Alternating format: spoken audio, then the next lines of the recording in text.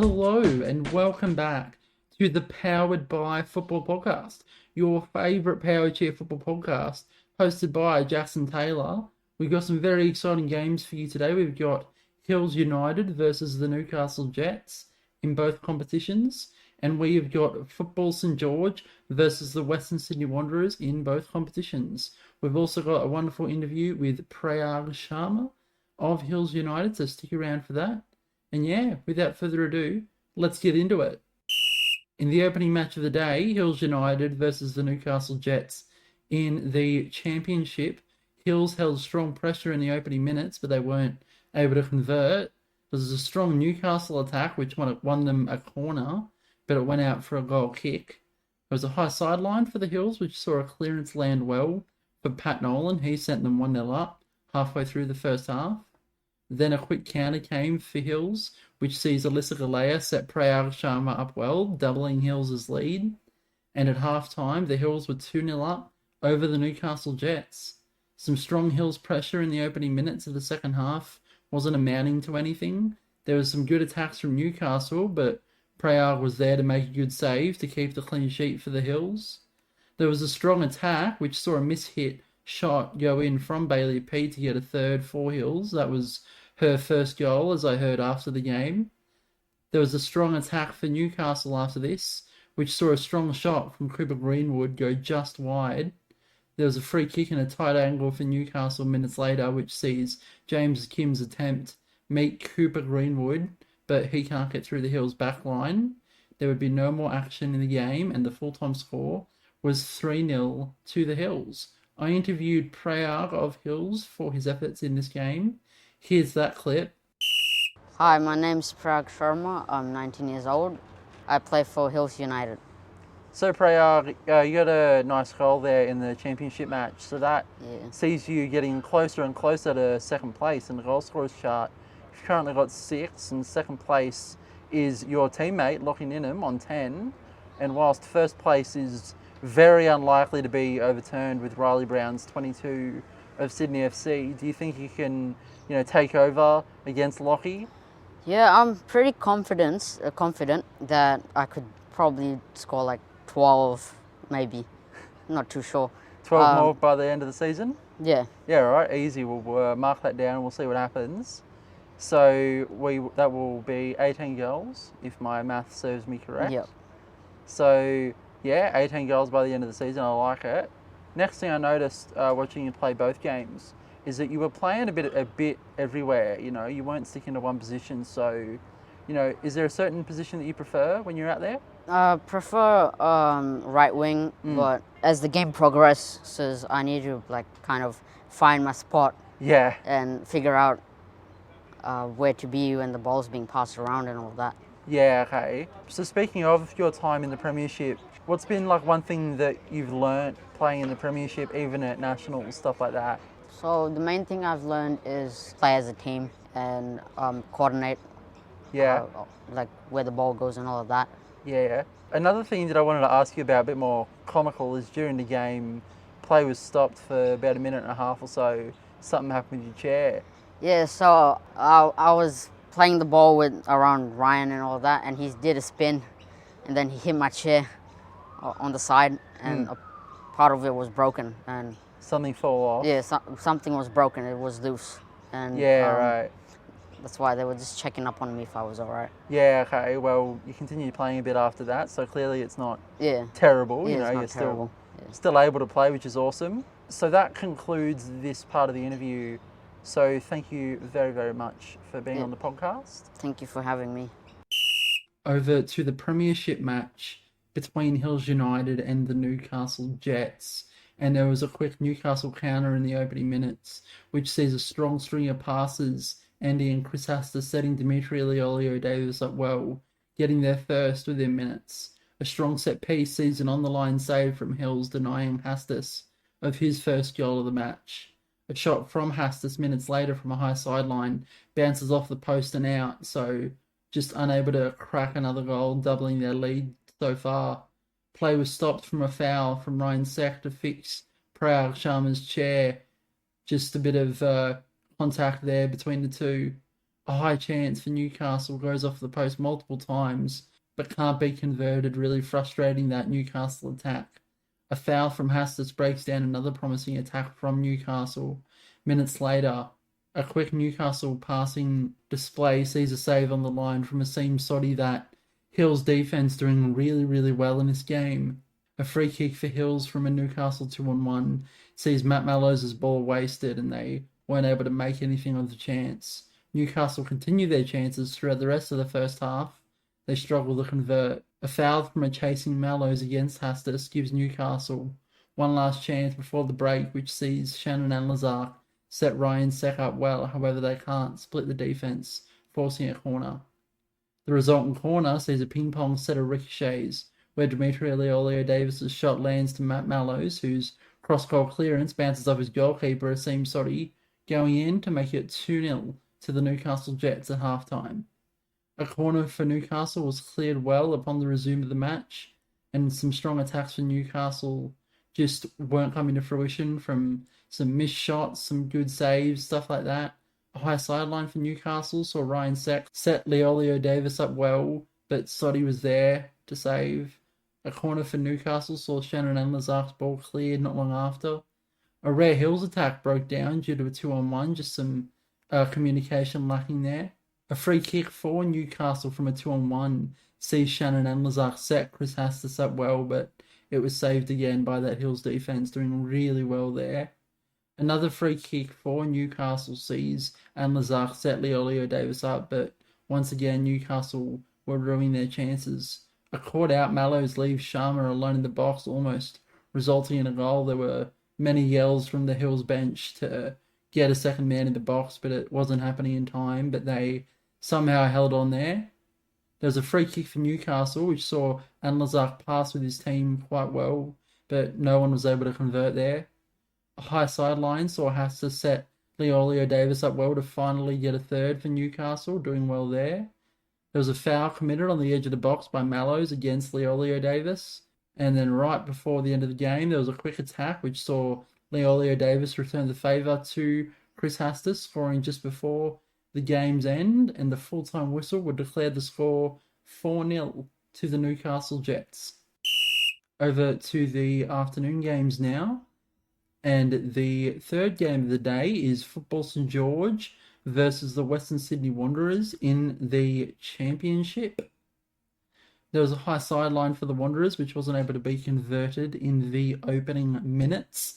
A strong dribble from Finn O'Donovan sees him work his way around the Wanderers' defence, making it 1-0 not long after. A set piece on the edge of the box is stopped on the line by Jackson Taylor, with play being stopped to adjust my chair's new hand warmer. I got one of those things that's got like a little heater above the controller, a big bag over it. Ended up taking the bag off because it kept on slipping and sliding around my chair. It was annoying me, so had to remove that, unfortunately. We're working on it at the moment. But after that was all sorted, the ball was given to the Wanderers from a contact in the save that I made. A high sideline for the Wanderers not long after wasn't able to be converted. A 2-on-1 chance in a promising position for the Wanderers sees myself, Jackson Taylor, set Levi Carrero up well. He squeezed the ball just inside the post to level the game. I was really, really happy with him. That's his second goal of the season, and I believe his second goal in all seasons. So he's definitely going to be happy with that result or that goal. A high sideline for the Wanderers not long after sees a strong team display. However, Levi Carrera cannot convert from an almost identical position, really, to give his team the lead after the equalising goal he scored previously. A 3 in the box against the Wanderers was unable to be converted by St George. Just a bit of miscommunication there. A strong save from the Wanderers defence on the whistle practically to keep the scores level.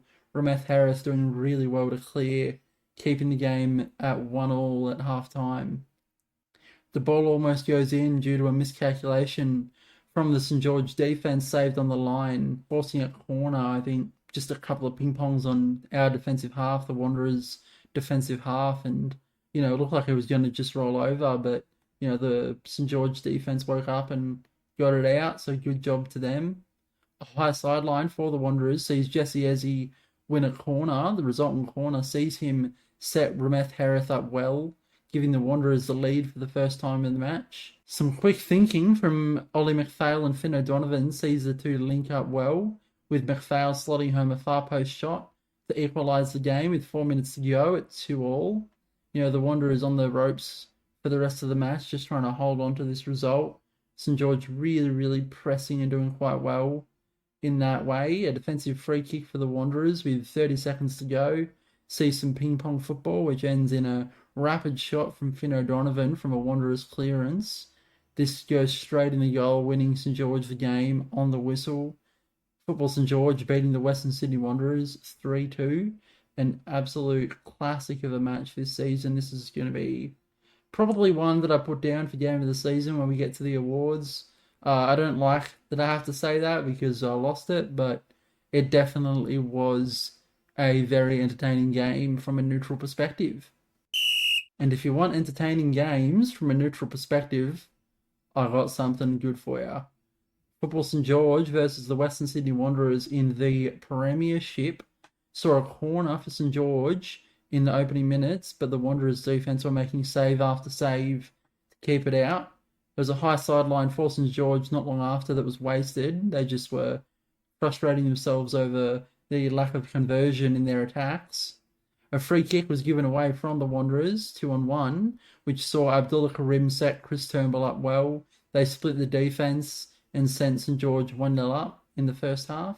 Play was stopped due to a chair malfunction from Andy Waite, who was subbed off to resolve, same issue as what he had faced against the Hills last week. The Wanderers were then playing down to 3 due to player shortages. A 3-in-the-box chance for St George goes in, but there was no contact, so no goal. Andy Waite comes back on, his chair being fixed thus far, and he would make an instant impact, scoring a goal practically on half-time, pouncing on an overdone touch from the St George goalkeeper, making it 1-1 between the two sides. A corner for St George was defended well in the opening minutes of the second half. Just really, really holding on there, the Wanderers. Andy Waite subbed off for a second time this match. His chair just playing up again. And minutes later, guess what happened? Andy Waite comes back on for the second time this game. It became a bit of a pattern. The yellow card was given to Mitch Albert for some ignorant reversing.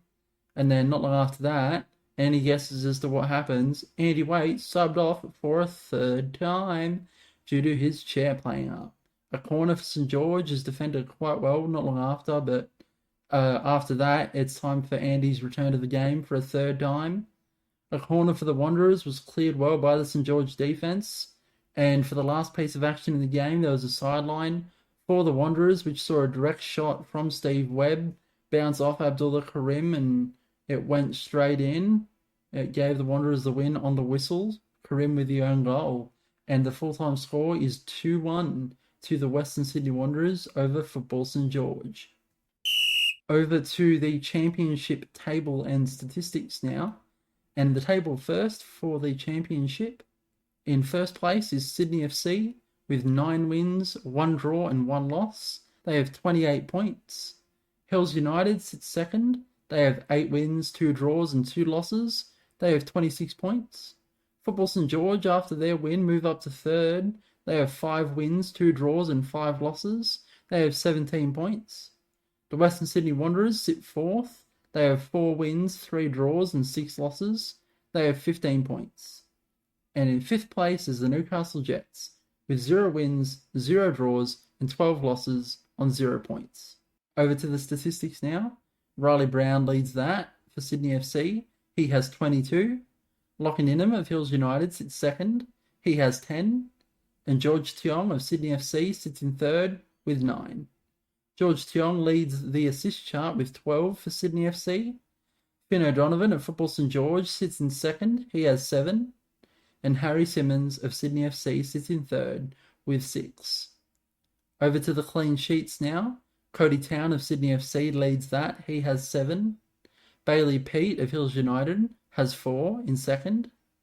And Ollie McPhail of Football St George sits in third with 3.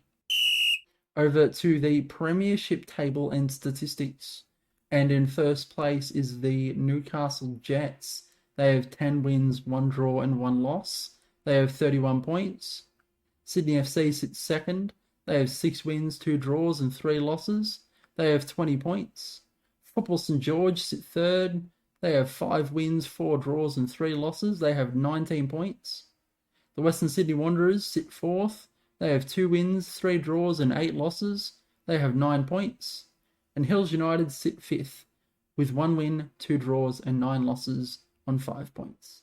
On to the statistics now, and there's a tie for first between Football St George's Abdullah Karim and the Newcastle Jets' Dimitri Leolio-Davis, both on 11. Second place is also tied between the Newcastle Jets' Chris Hastis and Sydney FC's Daniel O'Brien, both on 8. And third place is taken up by the Western Sydney Wanderers' Andy Waite on 6. Over to the assist chart now, and that is led by Football St George's Abdullah Karim with 8. A two-way tie for second between the Newcastle Jets' Dimitri Leolio-Davis and Ryan Sack, both on 7. And a two-way tie for third between Sydney FC's Fletcher Ball and Joshua Ryan, both on 6. Over to the clean sheets chart now, and Ryan Sack of the Newcastle Jets leads that. He has 10. And a 5-way tie for second between Hills United's Matt Mallows, the Western Sydney Wanderers' Andy Waite, and Sydney FC's Joshua Ryan, Harry Simmons, and Cody Town, all on 1. That brings us to the end of the episode today. Thank you all so much for listening. We do not have any matches on next week due to the long weekend. However, I would like to get an episode out, so stay tuned for that. And yeah, hope you enjoy the end card, and we'll see you next week. You can get involved in power chair football here in New South Wales as an athlete, coach, referee, or volunteer by visiting the New South Wales Power Chair Football Association website, linked in the show notes. Our season takes place in Glenwood at the Valentine Sports Park from the 15th of February 2025 to the 12th of July 2025 every Saturday. Contact info@nswpfa.org.au for more information. Just a quick note that the views of this podcast are mine and mine alone. The opinions and thoughts expressed do not necessarily reflect those of the NSWPFA. If you want to get in touch with the podcast, you can follow us at Powered by Football Pod on Instagram, join our Facebook group, Powered by Football Podcast, or follow our Twitter account, Powered by Pod. Thanks for listening.